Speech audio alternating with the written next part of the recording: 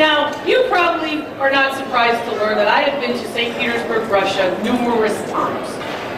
Have lectured at the Hermitage Museum there, of course the great museum of Catherine the Great. Had lovely opportunities to look at the finest art around the world. Now, I'm a lucky girl, I know it. So, I was recently in the just newly opened, it opened in 2016, Fabergé Museum in St. Petersburg, Russia. So if you needed somebody to look at a piece and identify whether or not it was the work of Carl Fabergé, I'm probably one of the best people in the United States to do that. Awesome. And you just walked in here and got it for free. And I bet you did all kinds of research about my background, my degrees, my books, my this, my that. I'm sure you did that before you came in and brought your coveted object to me. Didn't you? No, of course you did it. Why would you? No one does any work. And you said, I think it's a Fabergé egg. How'd you acquire this? Storage unit buying. Storage unit. So somebody rents a storage unit, they can't pay the rent on the storage unit, I don't know, 40 bucks, whatever it is for what's stored in the unit, and then you said they abandon it and you're there to buy it. What did you pay for everything in the unit, including this? I worked for a guy and I was the cleaner. I don't know what that means. I mean, It means you didn't pay anything. Yeah. Is that what it means? Yeah. Okay, good to know. What you have is a Russian case made by what is called the Circle of Fabergé. How do I know? There's a Cyrillic mark, that's the language of the Russians, right? There's a Cyrillic mark on the bottom of this, and there's also an indicator number that tells you how high quality the silver is. 84, 92, this kind of thing. And that's on the bottom, it's very clear. If you have a 10-9 magnification, you can see it too. It is here to hold a particular object, all right? In this particular case, the object in here, with of course the Russian Orthodox cross, is basically a lacquered egg. Fabergé did not make lacquered eggs. All right? In Russia, they're very common. You can buy a lacquered egg like this in Russia for anywhere between $7, depending on their quality, and about $700, depending on how high quality the decoration is. Yours is sort of middle of the road. It's about a $150 lacquered egg, right? It has an image usually of a forest, somewhere where you can go and visit. Maybe it's Peterhof, the great castle, of course, the Versailles of Russia, Peter the Great's home and castle. Or you can in fact see places like the Hermitage, the Great Winter Palace, that kind of thing, sites of St. Petersburg. This particular piece is just a forest, sort of a folk art fairy tale kind of image. Value on this about $150 just for the egg. But the egg has nothing to do with Fabergé. You could buy one of those as a souvenir in St. Petersburg anytime. This piece is where the story comes in.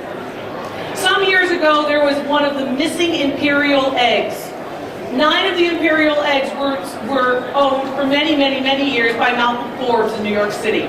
Recently, a particular collector, a businessman in St. Petersburg, a Russian by birth and a St. Petersburg native and resident, decided to open the Fabergé Museum, and he bought all of the Forbes eggs, and he bought more eggs that he had collected from collections all over the world. One of the eggs that they have been looking for was an imperial egg, and these eggs were given at Easter from, of course, the czars and the czarinas to their family. So at Easter, they would get an egg, and these eggs would be gold encrusted and diamond encrusted and done by the greatest jewelers. The greatest jewelers, of course, being Fabergé and his circle. You have a case for one of the eggs. You do not have a Fabergé egg. But you have a Fabergé circle, not Carl Fabergé, but his circle. Other artists working around him, other artists working for him, right, in the early 20th century, prior to the Russian Revolution in 1918, of course, when Tsar Nicholas gets killed. And this particular piece is, of course, what would be our equivalent to the sterling standard. So this is a hunk of sterling that has been designed to hold an egg with, of course, Cabochon, in this particular case, rubies, right, by, of course, the school of Fabergé. Value on the piece in my hand, anywhere between $15,000 and $20,000. Holy shit! That is a Dr. Lori appraisal event. Wow. You surprised? So cool. Well, thank you. Anybody care about the egg? Not much. It's clearly marked. The markings are what's important, and the quality of the piece is what's important. Of course, the cabochons, I use these words, I want to make sure you understand these words. A cabochon is basically a rounded carved stone. In this particular case, a ruby, a Burmese ruby, has a little magenta color in it.